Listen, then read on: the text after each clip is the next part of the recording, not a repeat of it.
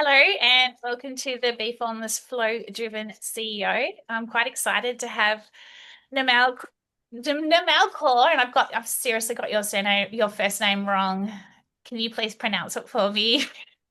Certainly, I'm Nirmal Kaur. Nirmal Kaur. It's the Aussie accent in me that's It's getting all good. It's me a all good. little confused. But welcome aboard. Welcome to the show, all the way from Detroit, but traveling at the moment. But welcome. It's Thursday evening, so I feel very privileged and honored that you're spending your Thursday evening chatting with me. I'm honored to be here. Thank you for having me. Thank you. I want to quickly celebrate who you are and your huge success, and then we'll get into having a bit of a chat about your journey. But a doctor, physician executive, speaker, an author dedicated to improving healthcare access for rural communities. You're the founder and CEO of Syncoro Health, and you're on the mission to revolutionize healthcare delivery by building stronger physician connections across underserved regions, which I absolutely love. You've got a background in internal medicine, and I think I was saying to you before the show that I'm really keen to understand a little bit more about this internal medicine piece and decades of leadership experience. You also bring both clinical insight and systemic vision to the table, and your work bridges the gap between medical expertise and scalable innovation, which, what a time to be in business given everything that's going on in the world right now, tech revolution, everything. And that's to ensure that every community receives the care it deserves. Tell us a little bit about your journey, how you founded your company, how long it's been running for, what brought you to your mission. I've got lots of questions. Certainly. First of all, I'm honored to be here and really excited to share some of this with you, Bee. Thank you. The the foundation, have to give a shout out to my parents from the standpoint of immigrants from India came to the country with very little and truly worked their way up, grassroots, your typical, often referred to as a Horatio Alger story.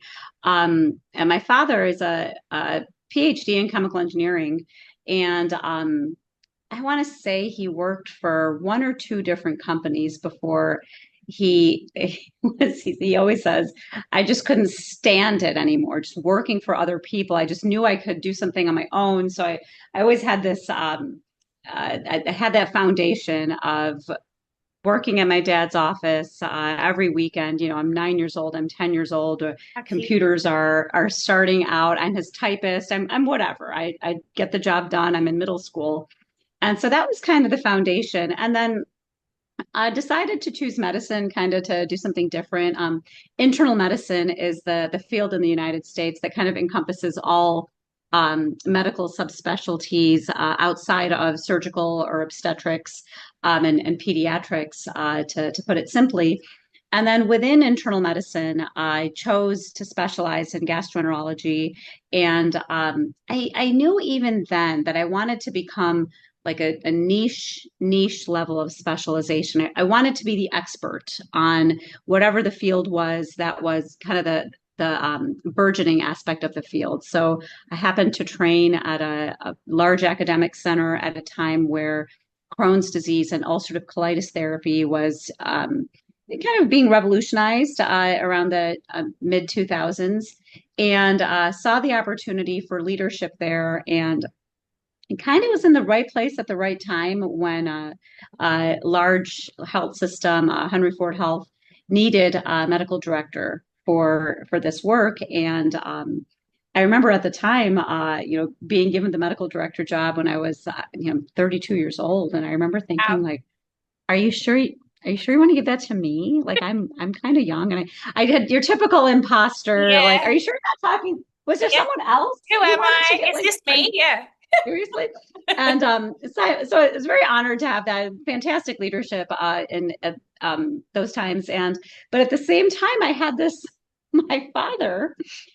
What? So you're gonna work at an institution? And I'm like, well, Dad, starting a solo gastroenterology practice, like, it's a huge deal, like capital equipment. Like it's not easy to just launch your own practice when, and he was just like, I didn't realize that we didn't raise independent women in our household. I was like, geez, oh my gosh, like just way to stab me in the heart, Dad. I'm like, listen, I'll this is the first chapter. So I always kind of had this little bit of a pressure of entrepreneurship and a huge Yeah. example of entrepreneurship and kind of this you know, we're of the Sikh religion. Those who are of the Sikh faith know that my last name is kind of a. Um, uh, Everyone knows that a Kaur is a Punjabi Sikh woman, like by definition. And Sikhs are known for being leaders and entrepreneurs. And so I Oh, had that. I mean, not just my family, but like my whole people. Like we have a long wow. history there. Yeah, decades, centuries. So I always had that in my head. And simultaneously, I, built out a large tertiary care academic referral center, and starting to notice a lot of problems in the care with dependent on where the patient lives. So if a patient's fortunate enough to live basically not terribly far from a big city or even within that metropolitan area, early diagnosis, excellent specialists, multidisciplinary care. I'm taking care of a number of highly functioning professionals. We grow the practice from myself to five doctors, 5,000 plus patients, Wow. surgical teams, psychology, nutrition. It was a beautiful experience. But I noticed in that decade, little more than a decade, that the patients who came from far away, short of luck. It's like, oh, Dr. Kaur, if I'm gonna come here to see you, I need to get the cure for Crohn's today. Like, I'm sorry, Mr. Patient, there is no cure for Crohn's. We need to see you every month. We have to see you every month. We have to Yeah, great. sometimes we'd see it, we need to see you in 2 weeks for follow-up with the nurse practitioner to get this going and that going. And patients would just brass tacks reality. No, no, no. I sacrificed my wages today. I'm an hourly worker. I sacrificed my wages because I don't have care for this complex disease in my hometown. And I came here, so do you have the cure or don't you?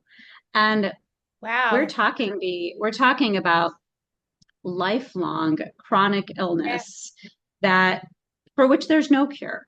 There No. are excellent treatments, excellent ways to control it, and I've separately got this cadre of hundreds of patients who are physicians, lawyers, engineers. They're highly functioning professionals, and they have all kinds of access basically because of proximity. And that it just bothered me. And Yeah. I come home from work and I see about 16 or 18 patients a day, and I'm driving along and I'm just like, I, yes, I did a lot of good. We're moving everything along. We've built this great center. We're functioning well, but I'm like, it's just we only are able to achieve, we're very limited by the geography. So fantastic mentorship, fantastic leadership in that experience. And I started talking to this about this topic with some of the leaders, and we kind of developed this idea where I just thought, why don't we put outpost clinics in rural communities? And I was able to move into a position where the health system founded a new office because basically I bothered the heck out of everybody I could imagine to you would. oh, That's the core in you. kind of annoying. My husband will confirm. I just I won't let go of it because Yeah. I can't. I'm just like, I We know we call, can do better here. I don't know if you call it And in America, but we call it your dog without a dog with a bone. Like you just yeah, we use that phrase too. So yeah, the we're same just thing. It's just like, relentless. oh, well, if someone just give it to her because she's not gonna stop. And so we were able to launch this network, and it was one of those things. We basically parked telehealth clinics in rural communities, and from those clinics, the specialists were present virtually. Now, this is 2021, where the world is still kind of like, what do you mean telemedicine? Is that a good idea? And the Yeah. world, it's kind of a new concept, Yeah. but it's one thing to have virtual care. Everyone's gotten on board with telemedicine, whichever phrasing you want to use. But to have health systems expand into rural communities, expand out of their typical catchment area, and imagine collaborate with other health systems that are local and allow that revenue to stay local. That is a model novel, a novel model Well, it's that is revolutionary. not normal. Yeah. And we were able to get that work into the New England Journal of Medicine Catalyst last year because of the novelty there. And it was one of those endeavors, just like we were talking about a little bit earlier, where I could see out about 2 steps, 3 steps, but I couldn't see the whole thing at the time. I I started to study with our research team. I knew we were going to have an impact on patient outcomes. So we studied rates of hospitalizations and ER visits. And we ended up finding a lot, a lot more than what we studied. So just like we were talking about, you start out on this path, and then it was one of those like, and here's the meadow that you've been looking for. So I had a feeling that by parking these clinics in these communities, we were reducing the rate of hospitalizations for those patients who live far away because I'd seen it for over a decade. Like, yeah, I'm in the hospital every month because I can't get here. So instead, I go to the ER and then they admit me and then I miss more work and then I'm on disability. I'm like, what a terrible Yeah. What a way couple to live. months you've Not, had. not a way to live, right? Like just Right. like yeah. Whereas if we had been able to see you when you were starting to feel bad and intervene, we can prevent that ER visit. So what we found there um, is that this work reduced the rate of ER and hospital usage by 67%. Wow. That's huge. And it was huge. And it was one of those things. And I'll never forget the day when our trainee doctor was showing me the data. And I just teared up because I knew it was decent. I didn't know it was by 67%. That I didn't know it'd be that big. And then I made it a point because I'm still in clinical practice 1 day a week, That's and my I still ask patients. I can't. You can't walk away from these things. It's no. just too. It's too. We're too close. At this point, I'm able to still do that, but we'll see how long that'll be able to stay for. But I started asking patients. So, it's great that you haven't gone to the ER. What else have you noticed? Because that's where I learned the most from seeing patients directly. And Always. oftentimes, always, right? It's just Well, it's lived boots on the ground. experiences. It's lived experiences. You're learning from their lived experience, right? Exactly. I'm learning from their lived experience. So they'll often come back with, well, yeah, Dr. Kaur, ever since it's been easier to see the team, I haven't changed jobs in 2 years. Like, and then I kept hearing that. I had 4 jobs in the last couple years, but now, prior to this clinic being here, but now that I can check in with my specialty team more frequently, and I can kind of be seen at an earlier time point in my disease process, we have stabilized their workforce, which is one of those like, we're having an effect on the economy. We're having an effect on the livelihood of these people. So this endeavor is only 5 years old now. The original endeavor that I led, that Henry Ford Health in Metro Detroit, where I'm still in a part-time clinical practice. But now, when I think about the impact of that work, who benefits? State benefits because who's paying for those hospitalizations and ER visits? State Medicaid office, the state Medicare office, they're on the hook for that. That's a lot of money. And Yeah. now we're in a climate in our country where a lot of cuts are going on, Same. particularly in Medicaid. Same. And separately, B, we have robust clinical data that this is like disturbing to say out loud, but it's just the truth in the United States. All ER visits, 59% of those ER visits are due to chronic Oh, disease. yeah. That's how much of a chronic disease burden my country has. That's terrible. I And then we'd be up there as well, to be honest, it's and since COVID as well. I think, yeah, like right. someone was talking about a stat when it came to, oh, my mum was about like cancer and chemo treatments, and yeah, she was seeing her oncologist the other day, and she was reeling off a stat to me, and I was like, wow, that was pretty crazy. It's it's pretty rough. Yeah. And then a separate data set, we know that it varies by state, but avoidable hospitalization and ER visits, it's currently between 12 and 17% per state.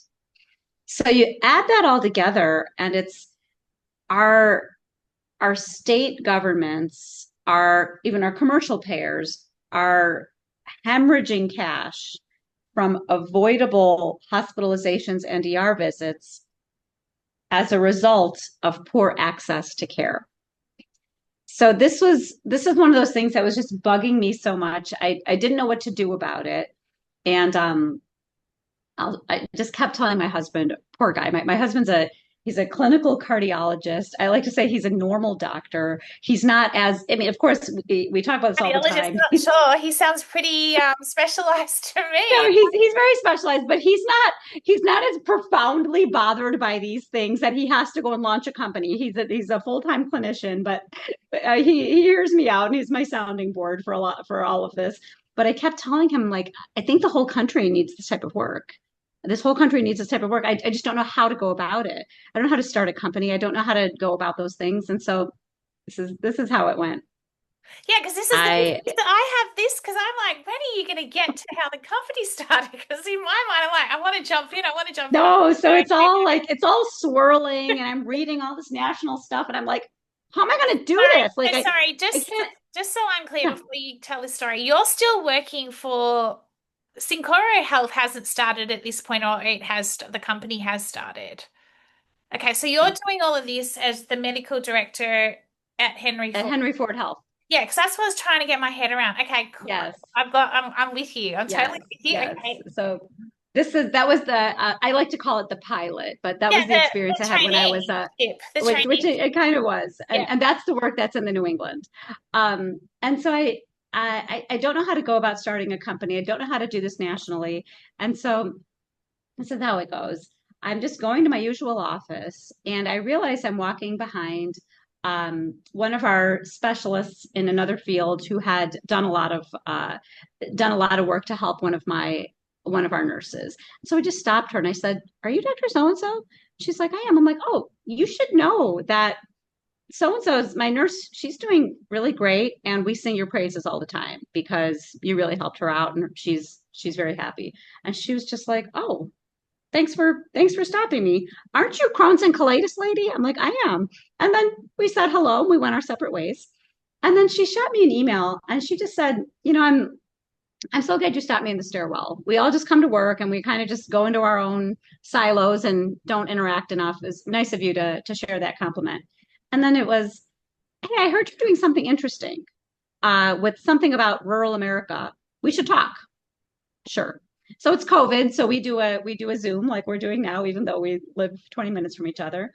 And then I tell her what I'm doing, and she just goes, "Will you just do me a favor? I have an executive coach, and I think you should just meet him." All right, that sounds like something that might be useful to me. I don't know how to go about this next chapter that's kind of foggy. So I meet this guy, Kent.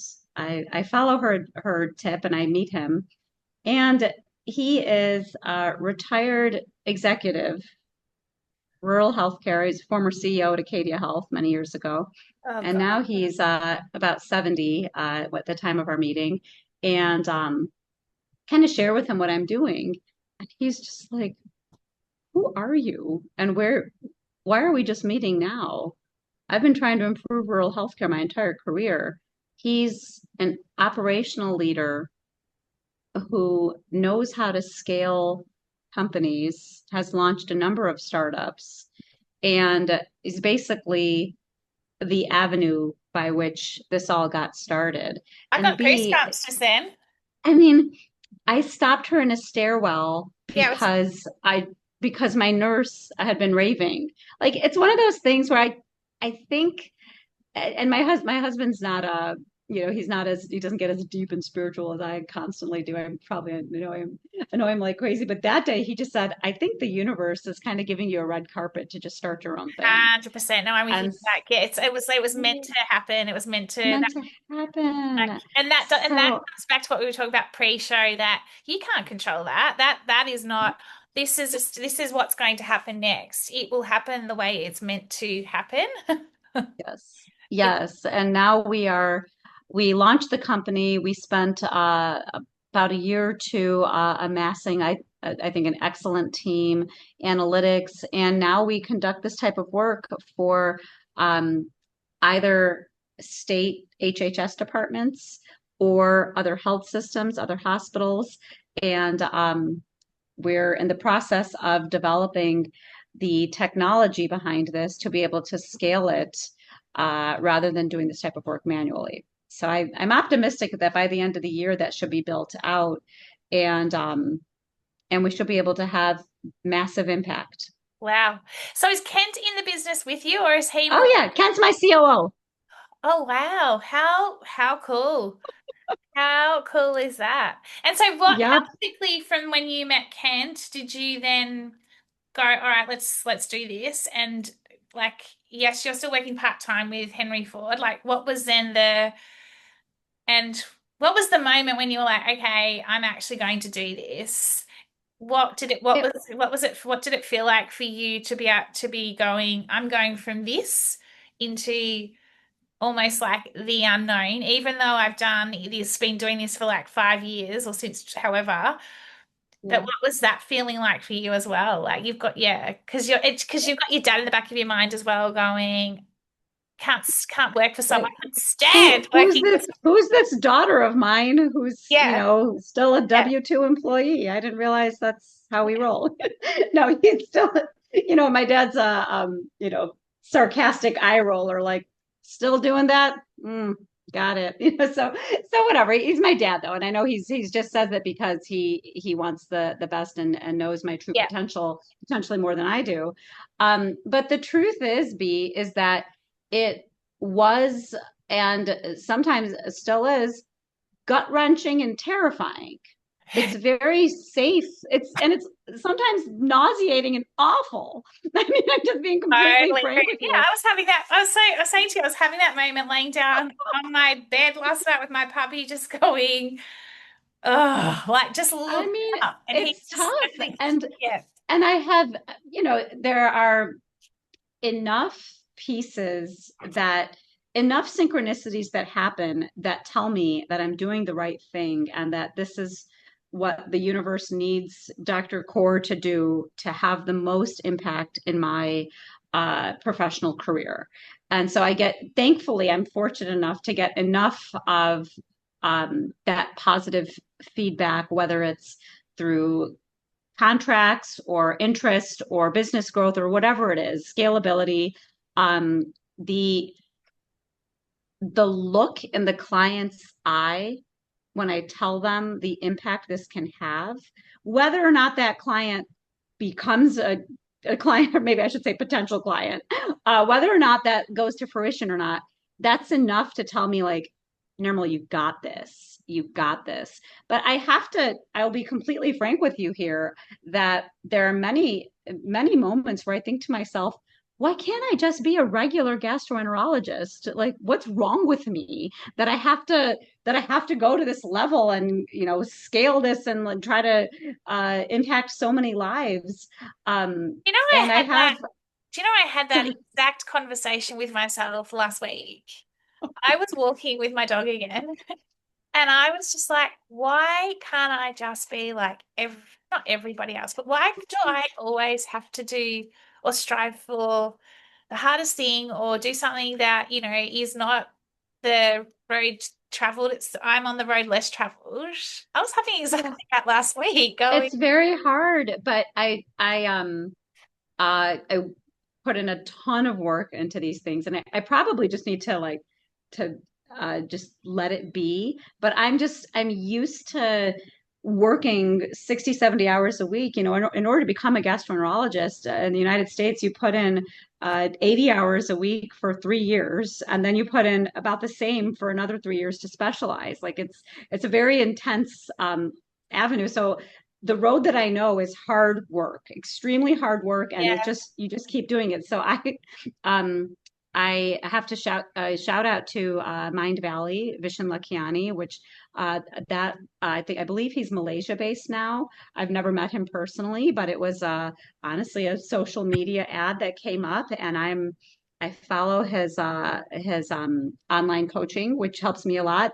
And I think Regan Hillier is another. I think she works closely with him. I think she's a neighbor of yours. I believe she's a New Zealander. yeah, yeah, yeah, yeah, Yeah. So her podcasts, her content helps drive me, and uh, that's honestly the level of coaching I'm at now is honestly just a lot of their content. And it leads me and my some social media feeds to provide some excellent content to this quote that what you said just struck me. And not to get too religious or anything, but it's the quote was, um, God does not call on the qualified. God qualifies those who are called. yeah. Couldn't agree more. Isn't that, It, that I saw that yesterday, and that was one yeah, of those yeah, that gave me like, tingles as well. I don't know about you, but I do feel like I've been called to this because every time I attempt to do, like I was giving you a bit about my backstory, but every time I attempt to do something that is not on the path that I'm going on, it's like whack whack, no no no no, the universe just steps it, like it just steps on in now, and so I'm like, I have really not that much control of this. Like that's yes, kind of been my one of my biggest realizations. You can't just sit around, completely. you can't just sit around and go, oh, it's just all going to happen, let the universe do it or let God do it or let No, whatever. But no, you have to so take action. much I've realized that I'm just like, oh, okay, like I'm being guided here Yeah. and I have No, to. you're being guided. And one thing that I find very helpful, and this is a Regan Hillier note. Um, I, I journal every morning, and I write down the points in my life where I thought something was at the time. I thought whatever was happening was quite bad. And when I look at that situation in hindsight, I now realize that taught me that situation. There was an educational component to it, there was an experiential component to it that was actually, in hindsight, that situation was absolutely perfect. Yeah, that when you're And in, so that fuels me now. yeah, And the days where I'm like, why can't I just make a nice living being a gastroenterologist? It's a good life. It would be in my world, it would be like a road well traveled in my world, and I would just 20 years of clinical practice, life is grand, and then I retire. yeah. That's the road well traveled. But you're not, but you But must be fulfilled. Like you're like, this is the calling, you know. The other thing that I've observed is even listening to your story, which is incredible, and your business model. I was speaking to someone else on the pod the other day around healthcare and how the system and how burnt out like people are in that system, etc. And you talking around the stats and preventing, you know, patients from having to go into ER, etc., etc. It would be fascinating to like associate that with or put a look at then by preventing people having to go into ER as regularly as they are, and what then that does for burnout in the healthcare system. Because when, or you probably, or maybe you've already done it because you're smiling at me, but it just made me think about it based on all the conversations that I have had. And, you know, it's burnout is huge here in the healthcare system as well in Australia, because quite often there's as we go to ER, we go there with chronic illnesses. It's not preventative. You're just going there because you're sick like there and then. But if there was more yeah. preventative like you're talking about and what you're doing, Well, I think what we're doing does have impact with regards to burnout. Um, like the stat I mentioned earlier, 59% of patients in the ER are there as a result of chronic disease. And a good amount of those and I don't have the number, but a good amount of those are, let's say, congestive heart failure. I messaged my cardiologist on Monday. I didn't hear back. I couldn't get in for 2 weeks. Now I'm in the ER on Thursday. Imagine the thought process of the ER doc. Like, are you kidding me? We just have to give you a quick shot of diuretics to get this fluid off of your body. But they could have done that in the outpatient world. But because the outpatient delivery system is that suboptimal, I got to mop up this mess again. The rate of burnout is highest in emergency physicians. And I think it's because what they see is a gross reflection of the inadequacies of our delivery system. That would make me, I mean, I think I'm frustrated driving home just because I only helped 16 or 18 patients. Imagine if I did an ER shift. I'd probably have retired a long time ago from yeah, massive burnout. yeah. So and my friends in ER physicians, we talk about this all the time. And we did find that the work that we did, we just found out about it anecdotally. Those rural offices, they had workforce stability. I would hear about it anecdotally. Dr. Kaur, we haven't needed to hire a new secretary here Wow. because that person is not here every month because they're stabilized. Yeah. So there's a ripple I effect. was about to say the systemic vision, Yeah, like it's bigger than just what you're like. It's huge, like the ripple effect. Tell me, right. and maybe we've already talked about this, but when I asked you the question, when looking into the pod, you talked about, and I think that you have answered it, but I just want to just check. But it was such an intriguing statement. You said, I have always had a bug in the back of my mind and often viewed it as a problem, but realized later that it's my secret sauce. Yeah.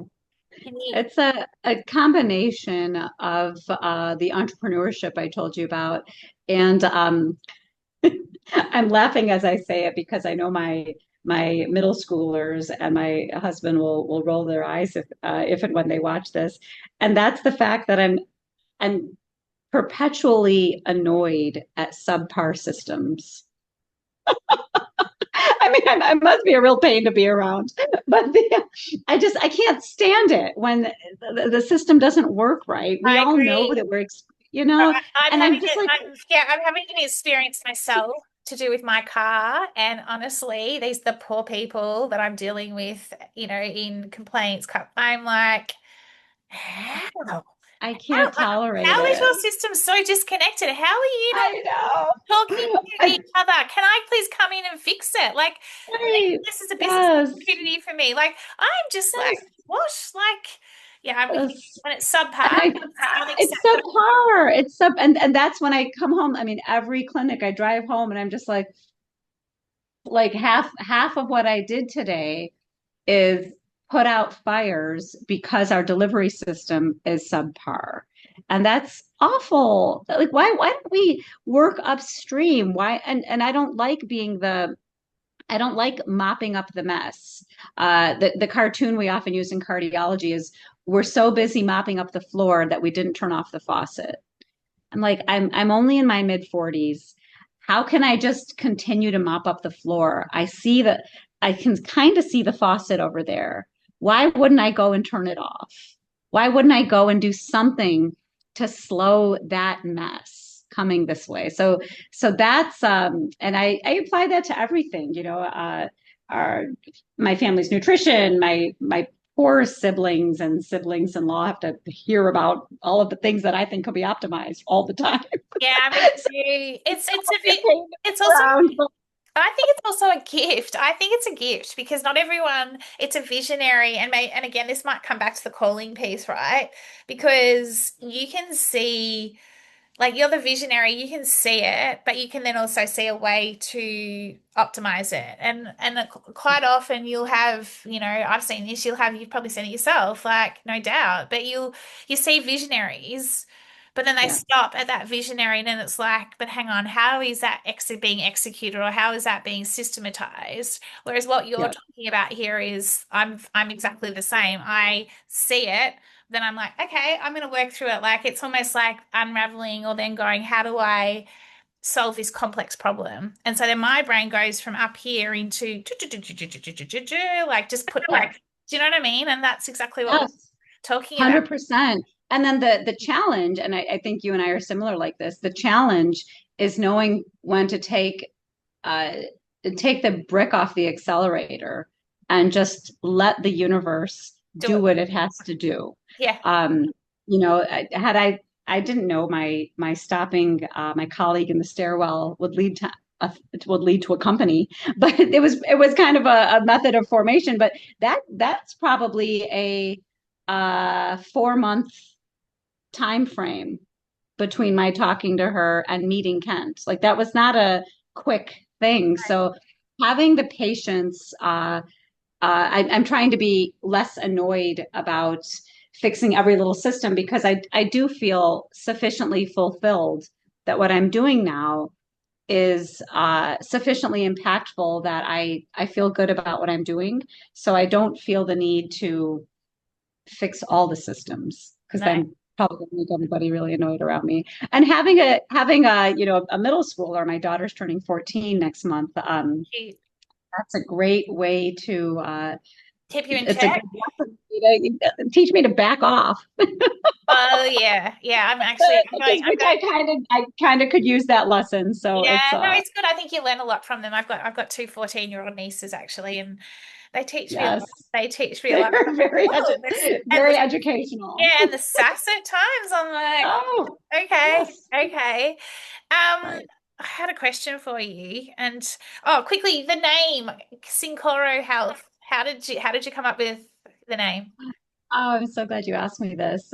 So, I mentioned earlier the Sikh heritage is near and dear to my heart. With and Kaur is the surname of all I'll say female Sikh women who choose not to keep their caste name, which is kind of the tradition of the Sikh religion. And then the men are typically Singh. Singh. So when I think about that rich heritage and how it's kind of the foundation of a lot of my strength, um, I think Sing and Core. And then simultaneously, what we're ultimately doing here with what I call cooperative care delivery is we're synchronizing healthcare organizations, broad term for hospitals, health systems, management service organizations, et cetera. We're basically synchronizing the way healthcare organizations work together and marry those two together, sing coro. It's kind of a play I love on it. singing the core. And so it kind of is a special place in my heart from that standpoint. So you came up with it. I just made it up one day. I love And it. it's one of those things, it was one of those moments, B, where my cognitive mind was not really on. I was just waking up. I wasn't really fully awake. And I was like, Syncoro. The company's called Syncoro. Yeah. Well, It was like my you my got the deeper whisper. mind was You got thinking, the whisper. I was like, you were being guided. It was similar to mine. Like I had Formless, and then I wanted to be Bee, and then the designer at the time convinced me not to. That's ridiculous. And then lo and behold, when I actually went to register the company, my accountant called me and she's like, Formless has taken me. And I'm like, what? She said, you've got like 24 hours to come up with a new name. And I'm like, oh my God. And it was like, just, I went into just like disaster mode. And then next thing I'm like, no, it was Bee Formless. It was always meant to be Bee Formless. I was convinced otherwise. This is it now. And that was it. Like, it's kind of funny how it works, isn't it?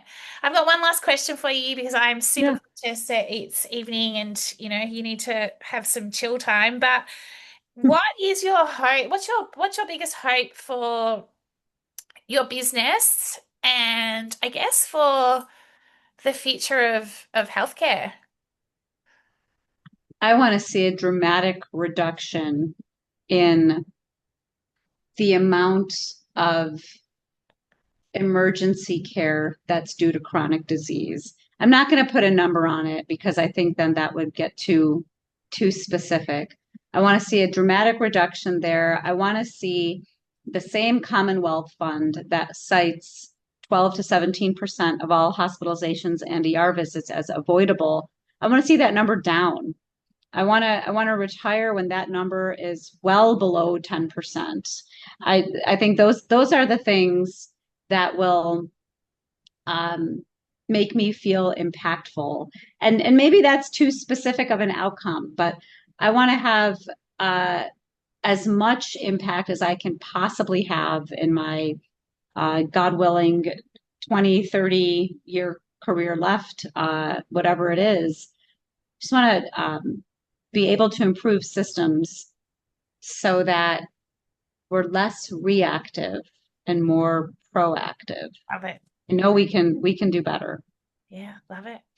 And any, Something along those lines. and then, no, I love it. And then I do, sorry, the final question, or Okay. what would, or advice, what would be your advice, in life and leadership, I guess, just putting the two together, like what would be your one piece of advice?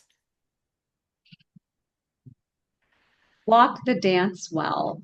And by the dance, I mean have a foot in the technical world, the technical expertise, develop a niche, be excellent at it, have one foot there, but have one foot in the formless, like you're talking about.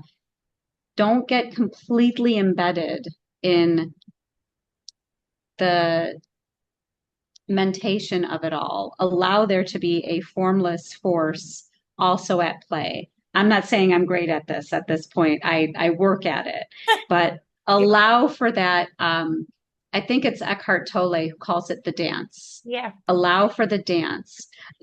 Don't don't ignore the tech part. You gotta have some substance. You gotta have something to stand on there, but allow for both. Um, the analogy in ancient India and kind of Ayurvedic discussion is the lotus flower. Yeah. Beautiful. It's it's in the muddiest, ugliest water, and it needs that water to survive. It sits right on it, but it's a beautiful flower that is, somehow sprouts despite all that ugly filth it's in. So it's like kind of the I love it. dance. Oh, so good. So good. How do we find out more about Syncoro Health? Through your website, I assume. I've got your Uh, website detail. uh, And then uh, more about you on LinkedIn is where's the best place to find out more mhm. about you or connect with you? LinkedIn, and then on the website, we also we post all the podcaster interviews that I'll do. We put that on the site as well. So the website's probably the most robust, and then LinkedIn is a close second. Thank you. I've had such a I've loved our chat today, Narelle, and I'm so lucky and grateful that we got to connect. So I'll let you get back to your evening, and Thank thank you. you so much. Thank you, Bee. It's lovely to chat with you. Yeah, You you have a great too. night. You Have a great too. day. Yeah, thank you.